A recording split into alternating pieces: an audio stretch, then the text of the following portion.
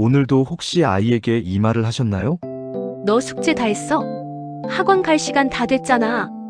매일 반복되는 숙제 전쟁. 부모님도 지치고 아이는 더 엇나가기만 합니다.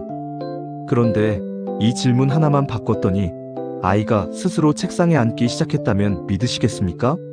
잔소리 대신 아이의 자기주도성을 깨우는 기적의 대화법.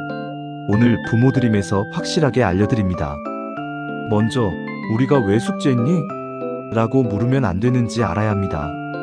뇌과학적으로 이 말은 아이의 뇌의 거부감 스위치를 켭니다. 숙제했니? 는 질문이 아니라 확인과 감시이기 때문이죠. 아이는 자신이 믿음받지 못한다고 느끼고 공부를 부모를 위해 해주는 노동으로 착각하게 됩니다. 그렇다면 어떻게 바꿔야 할까요? 첫 번째 기적, 확인을 계획으로 바꾸세요. 숙제 다 했어? 대신 오늘 계획은 어떻게 되니? 또는 언제쯤 시작하면 좋을까? 라고 물어봐 주세요. 이 질문은 아이에게 주도권을 줍니다. 7시에 할 거예요 라고 자신이 뱉은 말은 부모가 시킨 말보다 지킬 확률이 훨씬 높습니다. 두 번째 기적, 불안을 신뢰로 바꾸는 침묵입니다. 아이가 계획을 말했다면 그때까지는 스마트폰을 하든 뒹굴거리든 믿고 기다려주세요. 약속한 시간이 되기 전까지는 절대 건드리지 않는 것이 핵심입니다. 세 번째, 숙제를 끝낸 후의 반응입니다. 다 맞았어? 가 아닙니다.